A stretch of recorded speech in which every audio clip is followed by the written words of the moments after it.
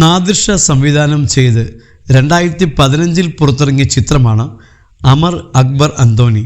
പൃഥ്വിരാജ്, ഇന്ദ്രജിത്ത്, ജയസൂര്യ തുടങ്ങിയവർ പ്രധാന കഥാപാത്രങ്ങളായി എത്തിയ ചിത്രം ബോക്സ് ഓഫീസിൽ വൻ വിജയമായിരുന്നു. ഫൈസി എന്ന കഥാപാത്രമായി ആസിഫ് അലിയും ചിത്രത്തിൽ അതിഥി വേഷത്തിൽ എത്തിയിരുന്നു. ചിത്രം ആദ്യം പ്ലാൻ ചെയ്തപ്പോൾ 3 പ്രധാന കഥാപാത്രങ്ങളിൽ ഒരാൾ ആസിഫ് ആയിരുന്നുവെന്ന് സംവിധായകൻ നാദിർഷ വെളിപ്പെടുത്തി. പൃഥ്വി ഈ പ്രൊജക്റ്റിലേക്ക് വന്നപ്പോൾ പൃഥ്വിയാണ് ക്ലാസ്മേറ്റ്സിലെ ടീമിനെ കിട്ടിയാൽ കൂടുതൽ കംഫർട്ടാകുമെന്ന് നിർദ്ദേശിച്ചതെന്നും നാദിർഷ പറഞ്ഞു. ആ കാരണം കൊണ്ട് ആസിഫിനെ ഗസ്റ്റ് റോളിൽ മാറ്റേണ്ടി വന്നുവെന്നും ഈ കാരണം കൊണ്ട് ആസിഫിനോട് തനിക്ക് വലിയ കടപ്പാടുണ്ടെന്നും നാദിർഷ പറഞ്ഞു. നാദിർഷ സംവിധാനം ചെയ്യുന്ന പുതിയ ചിത്രമായ once upon a time in കൊച്ചിയുടെ പ്രൊമോഷനുമായി ബന്ധപ്പെട്ട് റെഡ് എഫ്എമ്മിന് നൽകിയ അഭിമുഖത്തിലാണ് ഇക്കാര്യം പറഞ്ഞത്.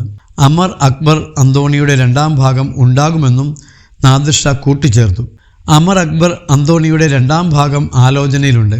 ഞാനിത് രാജുവിനോട് പറഞ്ഞപ്പോൾ സ്ക്രിപ്റ്റ് കംപ്ലീറ്റ് ആക്കിയാൽ നമുക്കത് ചെയ്യാം എന്ന് പറഞ്ഞു. പക്ഷേ എല്ലാം കഴിഞ്ഞ് അവർക്ക് സമയമില്ല എന്ന് പറഞ്ഞ് ഒഴിവാക്കുമോ എന്ന് പേടിയുണ്ട്. അവരെയും കൂടെ ഓക്കെ ആക്കുന്ന കഥ കിട്ടിയാൽ എന്തായാലും എഴുതി തുടങ്ങും. ആദ്യ ഭാഗത്തിലെ എല്ലാവരും ഇതിലുമുണ്ടാകും. ആസിഫിൻ്റെ ഫൈസിക്ക് കുറച്ചുകൂടി പ്രാധാന്യമുണ്ടാകും. കാരണം എനിക്ക് ആസിഫിനോട് വലിയ കടപ്പാടുണ്ട്. അമർ അക്ബർ അന്തോണിയുടെ കഥ എഴുതി കഴിഞ്ഞപ്പോൾ 3 കഥാപാത്രങ്ങളിൽ ഒരാൾ ആസിഫായിരുന്നു. പിന്നീടാണ് പൃഥ്വി ഈ പ്രൊജക്റ്റിൽ എത്തുന്നത്. കഥ കേട്ട് കഴിഞ്ഞപ്പോൾ പൃഥ്വി പറഞ്ഞത്, ആസിഫിനോട് എടാ പോടാ എന്നൊക്കെ വിളിക്കുമ്പോൾ ഒരു ഡിസ്റ്റൻസ് ഫീൽ ചെയ്യും.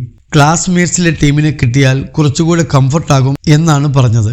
ആസിഫിനോട് ഈ കാര്യം പറഞ്ഞപ്പോൾ ഒരു മടിയുമില്ലാതെ അവൻ പിന്മാറി. ഫൈസിയുടെ റോൾ മതിയെന്ന് അവൻ പറഞ്ഞു. ഒരു പരാതിയുമില്ലാതെയാണ് അവൻ ആ സിനിമ ചെയ്തത്, നാദിർഷ പറഞ്ഞു.